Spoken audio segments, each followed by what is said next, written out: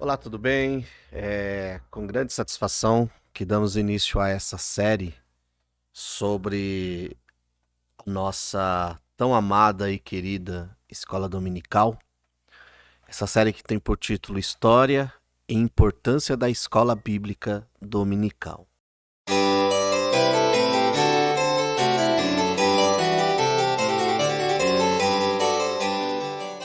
Nesse primeiro momento, eu quero falar com vocês a respeito das raízes bíblicas e históricas do que veio a ser a escola dominical. A nomenclatura Escola Bíblica Dominical, conhecida em inglês como Sunday School, é uma instituição que transformou a forma de ensino religioso no contexto protestante, tornando-se uma das mais importantes ferramentas para a educação cristã no mundo e também para o evangelismo, principalmente infantil. Originalmente, a escola dominical ou escola bíblica dominical foi criada para suprir a carência educacional das classes mais pobres, principalmente entre os adolescentes e crianças. Com o passar do tempo, a EBD evoluiu e, ao longo dos séculos, adaptando-se às mudanças, oferece hoje o que nós podemos dizer de a maior ferramenta social, cultural e religiosa dentro das igrejas evangélicas, não só no Brasil, mas no mundo. Mas quais as raízes históricas desse ensino que depois veio a se tornar a escola dominical? Os grandes historiadores da escola bíblica dominical, eles são unânimes em dizer que a raiz, o método, como nós utilizamos hoje dentro da escola dominical, a raiz desse ensino ou dessa metodologia encontra-se em Deuteronômio capítulo 6, versículo 7, que diz assim: E as ensinarás a teus filhos, e delas falarás sentado em casa e andando pelo caminho, ao deitar-te e ao levantar-te. Note que a palavra ensinar aqui nesse texto literalmente significa gravar. Então, o objetivo do ensino da palavra de Deus, no caso aqui do pai para o filho, deve ser gravar-lhes no coração ou gravá-las no coração enquanto eles são crianças. Nós sabemos o quanto a criança tem facilidade de absorver conteúdo. Por isso que o método para o ensino, no caso aqui, baseado nesse texto, é repetitivo, é constante, é usar metodologias onde faça a criança repetir o texto até gravar. É muito parecido com o que muitas de nossas professoras de escola dominical fazem em suas classes. Faz com que as crianças, com que os adolescentes, com que os adultos venham memorizar aquele ensino. Claro, a ideia é sempre trazer um fundo prático para esse ensino. Porque quando falamos do ensino bíblico hoje, do ensino da escola dominical, nós temos que entender o seguinte, que a luta de hoje é a luta dos valores, valores do mundo versus valores de Deus. E essa luta deve começar desde cedo no coração da criança.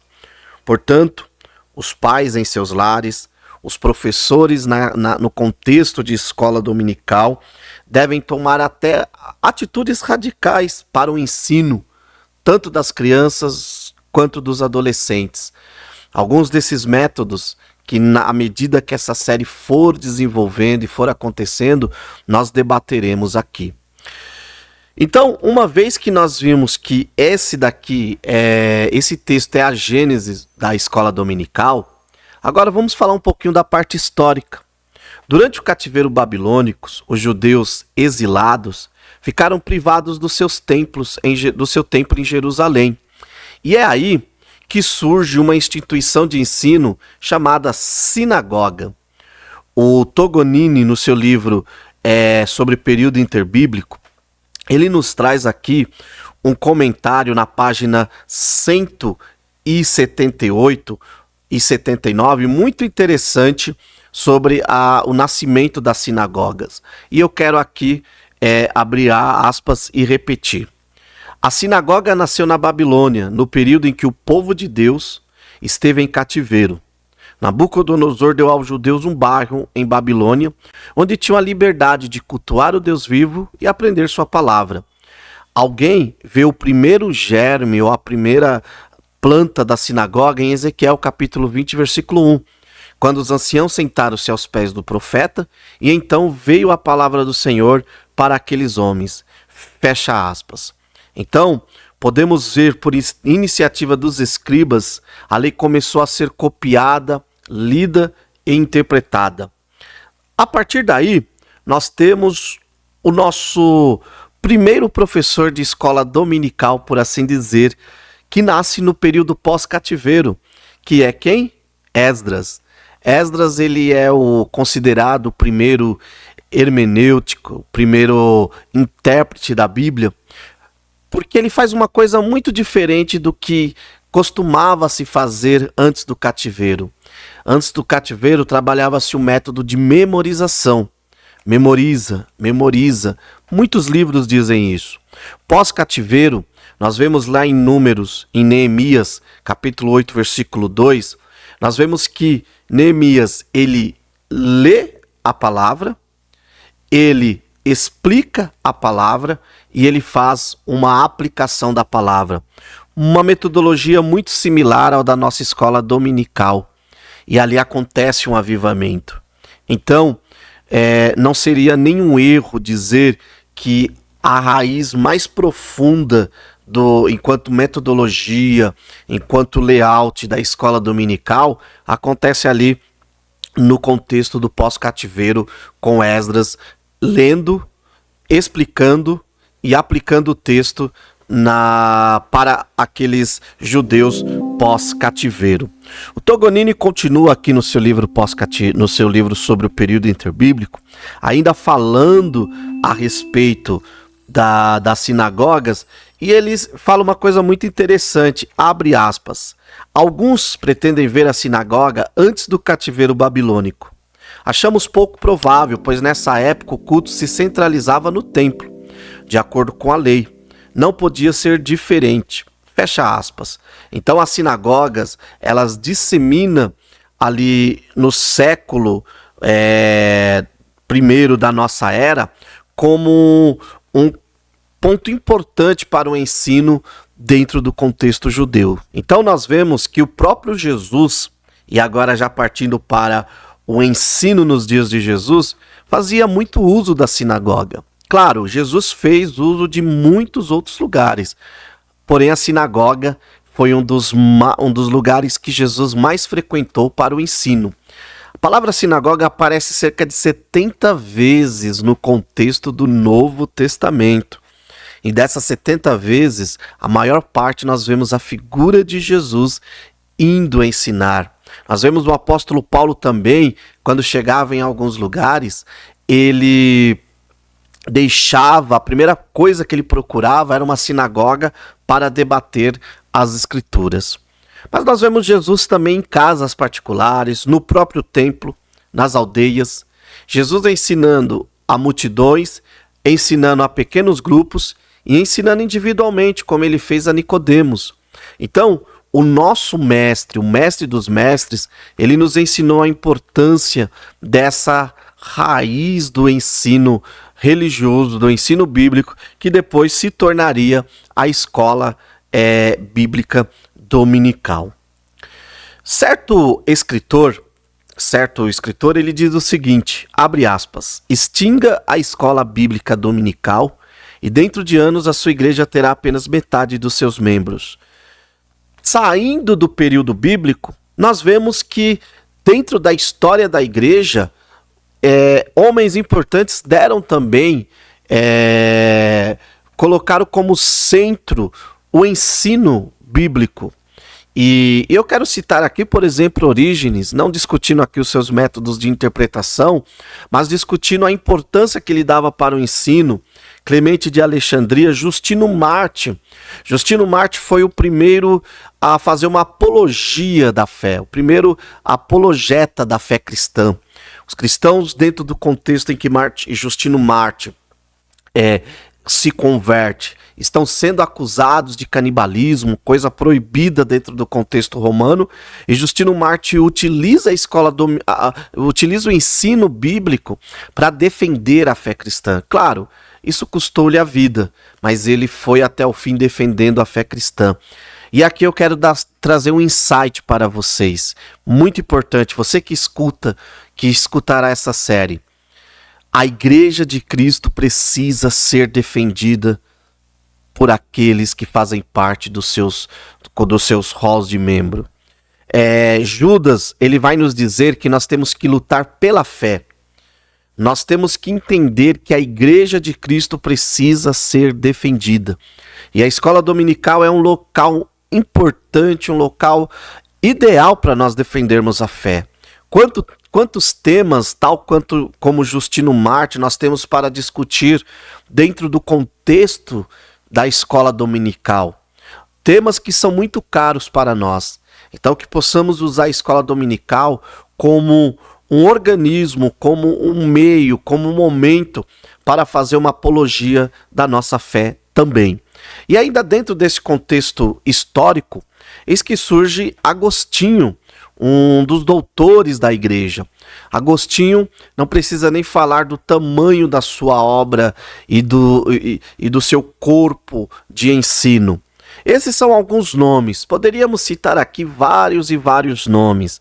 Saindo ali da idade dos primeiros 2 séculos da igreja, nós chegamos ao que nós falamos da história da igreja no período medieval. A igreja se perde, a igreja deixa de exercer a sua principal função, que é pregar o evangelho, e eis que surge os pré-reformadores, como Wycliffe, como John Huss, como Savonarola. O Wycliffe, ele fez aquilo que todo professor de escola dominical deve fazer, dar a Bíblia para os seus alunos. Claro, o Wycliffe não chegou a finalizar toda a sua obra, mas ele deixou isso tão marcado na alma de seus alunos que os seus alunos sentiram-se na obrigação de finalizar a tradução da Bíblia para o inglês, obra que esse grande pré-reformador começou. John Huss morre simplesmente por amar a palavra de Deus e também por querer dar a palavra de Deus ao povo. Você, professor de escola dominical, tem a obrigação de dar a Bíblia para o povo que vai, seja no domingo, seja no sábado, não sei qual o horário que a sua escola dominical acontece, que a sua escola bíblica acontece, mas você tem a obrigação de dar a Bíblia para este povo. E já chegando no momento da reforma, nós temos Martinho Lutero. Um dos pontos que Martinho Lutero enfatizou na sua reforma foi as Escrituras. As Escrituras. Uma coisa que acontecia muito que ali no período da reforma é que a igreja colocava a tradição e a palavra dos padres e dos papas no mesmo nível ou até superior às escrituras. E Martinho Lutero, claro, ele não é o criador das 5 solis, né? Solis Fide, solis Escritura, né? Mas ele é aquele que vai idealizar. E claro, um dos pontos que ele enfatizou as escrituras é que tem a autoridade e a palavra final. Na sua escola bíblica, seja dominical, seja na sexta, seja no sábado, a palavra de Deus tem que ter a fala principal, a fala final, a autoridade final é das escrituras. Se não for assim, não está acontecendo uma escola bíblica, está acontecendo qualquer outra coisa. Dentro ainda desse período moderno, nós temos aí um homem pouco compreendido, mas que lutou também para dar a Bíblia para o seu povo, que foi João Calvino.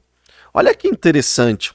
Muitas das vezes Calvino é conhecido só pela questão da sua soteriologia, mas Calvino ele era tão eficiente no ensino e ele enfatizava tanto o ensino das Escrituras que há um relato na sua autobiografia muito interessante que diz que ele estava pregando um texto de Deuteronômio em Genebra, foi quando ele foi expulso. Ele fica um período longe. Quando ele retorna, ele retoma aquela pregação do mesmo versículo que ele havia parado. Ele dava um valor para a escritura, para a exposição das escrituras. Professor, é muito bom trazer contextos históricos, é muito bom trazer histórias, é muito bom trazer assuntos técnicos, mas priorize a exposição das escrituras para os seus alunos. Agora, saindo ali do período reforma e pós-reforma, nós temos Jonathan Edwards, conhecido como aquele que uniu conhecimento bíblico, fé, com conhecimento humano, com razão. Edwards é conhecido como um dos maiores filósofos no contexto norte-americano. Edwards é o ápice da teologia, por assim dizer. Então, nós vemos que a escola dominical também é um lugar de fazer o povo pensar. Se lembra no início do vídeo que eu disse que a metodologia utilizada antes do cativeiro, que era comum e que, podemos dizer assim, era utilizada pela maioria dos judeus, era a memorização? É muito bom memorizar versículos, porém, melhor do que memorizar é pensar o versículo. E você, como professor, tem essa obrigação de fazer o seu aluno. Você tem que pensar o texto junto com o seu aluno. Depois aparece John Wesley. John Wesley é aquele que eu costumo dizer que ele torna um ensino prático. Quando nós vemos a obra do movimento metodista, que é o movimento de John Wesley, com seu irmão Charles Wesley e George Whitefield, nós vemos que é uma teologia, um ensino mais prático. Olha que interessante. A escola dominical você tem a oportunidade também, pegando essas raízes históricas, de trazer um ensino mais prático. E nós temos também Charles Spurgeon, o príncipe dos pregadores. Faça da sua sala, na sua escola bíblica, um lugar onde você venha expor o evangelho como Spurgeon fez. Nós temos Moody. Moody, ele é muito interessante a história de Moody, porque ele saía durante a semana integrando panfletos e falando, olha, domingo de manhã na igreja ou em tal lugar estará um grande expositor da palavra de Deus. E ele priorizava as crianças e adolescentes. Tanto que quando muitas dessas crianças e adolescentes ali chegavam, estava Moody. E Moody aproveitava a oportunidade para evangelizar dentro do contexto de escola dominical. Ainda trazendo como fonte histórica, e eu quero citar aqui 3 nomes brasileiros. Temos muitos, mas para finalizar essa primeira parte dessa nossa série, eu não poderia deixar de lado o nosso saudoso Antônio Gilberto, um homem que lutou para germinar e para multiplicar e frutificar a escola dominical em solo brasileiro. Antônio Gilberto, eu costumo dizer que ele é aquele que mais fez pela escola dominical dentro do contexto brasileiro e assembleano. Muitas das vezes citamos Lutero, citamos Wesley, citamos Edwards, citamos Spurgeon e esquecemos que em nosso meio, no nosso contexto de movimento pentecostal, teve um gigante da fé, chamado Antônio Gilberto.